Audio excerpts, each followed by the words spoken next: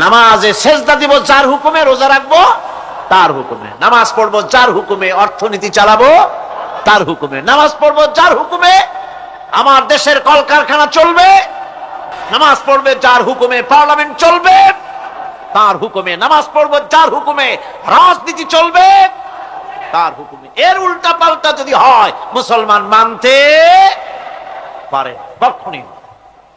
সুতরাং মুসলমানকে আনুগত্যের মস্তককে অবনত করে দিতে হবে আল্লাহ পাকের সামনে।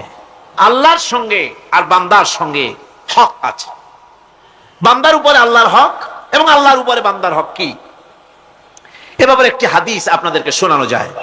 হাদিসটি হচ্ছে ওয়ান মুআজ বিন জাবাল রাদিয়াল্লাহু তাআলা আনহু قال كنت رديف النبي صلى الله عليه وسلم على حمار فقال لي يا معاذ أتدري ما حق الله على العباد وما حق العباد على الله। হযরত মুআজ বিন জাবাল রাদিয়াল্লাহু তাআলা আনহু বলেন যে আমি রাসূল করিম সাল্লাল্লাহু আলাইহি ওয়াসাল্লামের পেছনে তার গাধায় সওয়ার ছিলাম। তিনি আমাকে জিজ্ঞেস করলেন, মুআজ তুমি কি জানো বান্দার উপরে আল্লাহর হক কি এবং আল্লাহর উপরে বান্দার হক কি? তিনি বললেন, আল্লাহু ওয়া রাসূলুহু আ'লামু, আল্লাহ এবং তার রাসূল খুব ভালো করে জানেন। রাসূল করিম সাল্লাল্লাহু আলাইহি ওয়াসাল্লাম জবাব দিলেন, ক্বালা হাক্কুল্লাহি আলাল ইবাদ আন ইয়াবুদুহু ওয়া লা ইউশরিকু বিহি শাইআ ওয়া হাক্কুল ইবাদি আলাল্লাহ আন লা ইউআযযিবু মান লা ইউশরিক বিহি শাইআ। আল্লাহর নবী বলেন, বান্দার উপরে আল্লাহর উপরে বান্দার হক হতেছে, আল্লাহর উপরে বান্দার হক হতেছে বান্দা আল্লাহ পাকের ইবাদত করবে, আল্লাহর গোলামি করবে, আল্লাহর আনুগত্য করবে, দাসত্ব করবে। সেই আনুগত্য ইবাদত আর গোলামির ভিতরে কাউকে শরীক স্থাপন করবে না।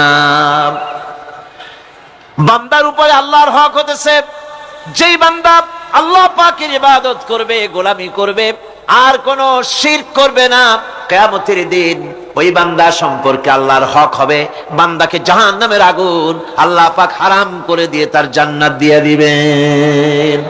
এটাই হলো বান্দার উপর আল্লাহ পাকের হক। সুতরাং ইবাদত হবে সলিড কার জন্য? আল্লাহ পাকের জন্য। জোরে বলেন কার জন্য?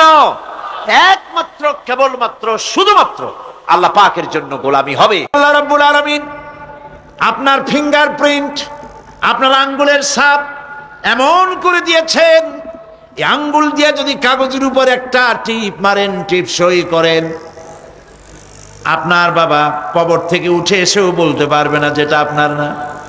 আদম আলাইহিস সালাম থেকে নিয়ে আজ পর্যন্ত, আজ থেকে নিয়ে কিয়ামত পর্যন্ত যত মানুষ পৃথিবীতে এসেছে আর আসবে, কোন মানুষের আঙ্গুলের রেখার সঙ্গে আর একজন আঙ্গুলের রেখার মিল হবে না। এ হচ্ছে আমার আল্লাহর সৃষ্টি, সুবহানাল্লাহ। সুতরাং তিনি বলছেন, আমি মাতৃগর্ভের ভিতরে সন্তান তৈরি করি, সেই সন্তানকে কোনটা কন্যা সন্তান, কোনটা পুত্র সন্তান আমি বানাই। এই কাজটা যিনি পারেন, এবার দেখেন সামনে কি বলতেছেন আল্লাহ, এই কাজটি যিনি করতেছেন, আলাইসা যালিকা বিকাদিরিন আলা আইয়ুহিয়াল মাউতা।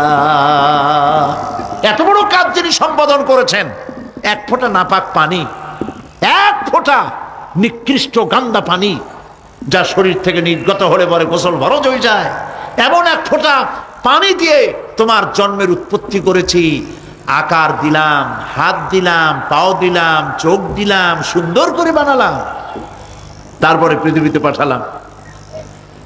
এরপরে তুমি কি করে মনে করতে পারো যে সেই আল্লাহ তোমার মৃত্যুর পরে আবার জিন্দা করতে পারবে না? আলাইসা যালিক, আল্লাহ পাক কি তোমাকে মৃত্যুর পরে, আলাইসা যালিকা বিকাদিরিন, আল্লাহ পাকের পক্ষে এটা কি সম্ভব নয় যে তোমার মৃত্যুর পরে আল্লাহ আবার চিন্তা করবেন? বলেন অবশ্যই পারবেন, বলেন অবশ্যই পারবেন। প্রিয় ভাই সব, আল্লাহ পাক এর পরে বলছেন, ইয়া আইয়ুহান নাসু ইন কুনতুম ফি রাইবিম মিনাল বা'সি ফাইন্না খালাকনাকুম মিন তুরাব। হে মানব সকল, যদি সন্দেহ হয় যে আমি তোমাদের পরকাল সম্পর্কে, যদি পুনরুত্থান সম্পর্কে যদি তোমাদের সন্দেহ হয়, জানা থাকা উচিত আমি তোমাদেরকে মাটি দিয়ে সৃষ্টি করেছি, মাটির উপকরণ দিয়ে সৃষ্টি করেছি। এই মাটির সাথে মিশে যাবা, আবার উঠানো হবে। মাটিতে কবরের মধ্যে মুর্দা রাখার সময় কি বলি আমরা? মিনহা খলাকনাকুম ওয়া ফিহা নুঈদুকুম। পড়েন সবাই, মিনহা খলাকনাকুম ওয়া ফিহা নুঈদুকুম ওয়া মিনহা নুখরিজুকুম তারাতান উখরা। মাতৃগর্ভের ভিতরে মানুষকে আল্লাহ রাব্বুল আলামিন হাত পাও চক্ষু কর্ণনাসিকা দিয়ে সুন্দর করে মায়ের পেটের ভিতরে বানায়া এই পৃথিবীতে আল্লাহ পাক পাঠায় দেন। আর আল্লাহ পাক বলেন, সুম্মা নুখরিজুকুম তিফলা, বাচ্চার আকারে মায়ের পেট থেকে বের করে দিলাম। যে আল্লাহ রাব্বুল আলামিন এইভাবে করে তোমাদেরকে সৃষ্টি করেন। যালিকা বিআন্নাল্লাহা হুয়াল হক।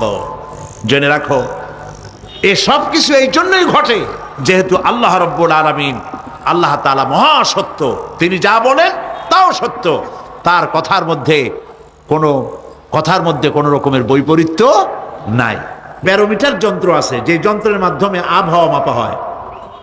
বৃষ্টি হবে কি হবে না, ঝড় হবে কি হবে না, জলোচ্ছ্বাস হবে কি হবে না, এগুলি ব্যারোমিটার যন্ত্র দিয়া, আবহাওয়া মাপা যন্ত্র দিয়ে তারা মাপে। কিন্তু আপনারা কি কখনো শুনেছেন যে রেডিও টেলিভিশনে বলা হয়েছে সন্দ্বীপ, কুতুবদিয়া, হাতিয়া, সেন্ট মার্টিন এবং বাঁশখালী, আর কি কোন দু একটার নাম, কক্সবাজার, পতেঙ্গা ইত্যাদির উপর দিয়ে 280 মাইল স্পিডে ঝোড়ো হাওয়া প্রবাহিত হবে। আগামীকাল 30 ফিট উঁচু হয়ে জলোচ্ছ্বাস হবে। এরকম কথা বলে কেউ? কি বলে? হইতে পারে, হইতে পারে, বজ্র সহ বৃষ্টিপাত হতে পারে। এবার কোরআন শরীফ দেখুন তো, কোরআন শরীফে কোথাও আছে পরকাল হইলেও হইতে পারে, কবর আযাব এটাও হয়তো হইতে পারে, জান্নাত আর জাহান্নাম থাকতেও পারে। এরকম কথা আছে? সব কথা ডাইরেক্ট, কোন কথার ভিতরে কোন রকমের বৈপরীত্য নাই। আল্লাহ রাব্বুল আলামিন বলেছেন, ইযাস সামাউ ফাতারাত, আকাশ সমূহ যখন বিদীর্ণ হয়ে যাবে, ওয়া ইদাল কাওয়াকিবু তাসারাত, আর যখন তারকা সমূহ বিক্ষিপ্ত হয়ে পড়বে, ওয়া ইদাল কুবুর বুসিরাত, আর যখন কবরের ভিতরে যা কিছু আছে সব উদ্গীরণ করে দেওয়া হবে। সমস্ত কথাগুলি ডাইরেক্ট। যালিকা বিআন্নাল্লাহা হুয়াল হক, যেহেতু আল্লাহ মহা সত্য। ওয়া মান আসতাকু মিনাল্লাহি কিলা, আর আল্লাহর চাইতে সত্যবাদী আর কে আছে? বলেন, আছে কেউ? সে আল্লাহ রাব্বুল আলামিন বলেন, এত কিছু কাজ, এত সুন্দর ব্যবস্থাপনা করে যিনি করেন, ওয়া আন্নাহু ইউহিল মাউতা ওয়া আন্নাহু আলা কুল্লি শাইইন কাদির। সে আল্লাহ রাব্বুল আলামিন তোমাদেরকে তোমাদের মৃত্যুর পরে আবার জিন্দা করবেন, এতে সন্দেহ করার কোনো কারণ নাই। وأن الساعة آتية لا ريب فيها وأن الله يبعث من في القبور। আল্লাহ পাক বলছেন, অবশ্যই কিয়ামত আসবে, তাকে কেউ বিন্দুমাত্র এতে কোনো সন্দেহ নাই। আর وأن الله يبعث من في القبور, আর আল্লাহ পাক অবশ্যই কবরে যা কিছু আছে সব বের করে নিয়ে আসবেন। কান্নাহুম জারাদুম মুনতাশির, যেমন আপনারা দেখছেন কিনা, এই যে যখন বন্যা বলে, পানি টানি যখন ওঠে, বন্যা নাকি বলে, তুফান, বন্যা ইত্যাদি যখন হওয়ার সম্ভাবনা হয়, তখন মাটি থেকে, গ্রাম্য পরিবেশে দেখা যায় মাটি থেকে পোকামাকড়গুলি এভাবে উঠতে থাকে। দেখছেন না? আপনারা দেখছেন কিনা? পাখাওয়ালা পিঁপড়াগুলি এইভাবে সব উঠতে থাকে। কান্নাহুম জারাদুম মুনতাশির, এইভাবে করে পোকামাকড় পতঙ্গগুলি যেভাবে মাটি থেকে উদ্গত হতে থাকে, সমস্ত খবরগুলি থেকে মানুষগুলি এভাবে উদ্গত হয়ে যাবে। তবে হ্যাঁ, আপনারা একটা প্রশ্ন করতে পারেন যে কবর দিয়ে সব উঠবে, কিন্তু যে মানুষের বাগে খাইছে তার কি হবে? যে মানুষ আগুনে পুড়ে গেছে তার কি হবে? যে নদীর মধ্যে ডুবে গেছে তার কি হবে, যে কুমিরের পেটে চলে গেছে তার কি হবে, এরকম একটা প্রশ্ন আপনারা করতে পারেন। কবর কাকে বলে সেটা আমাদের জানতে হবে। কবর শুধু মাটির গর্তটাকেই কবর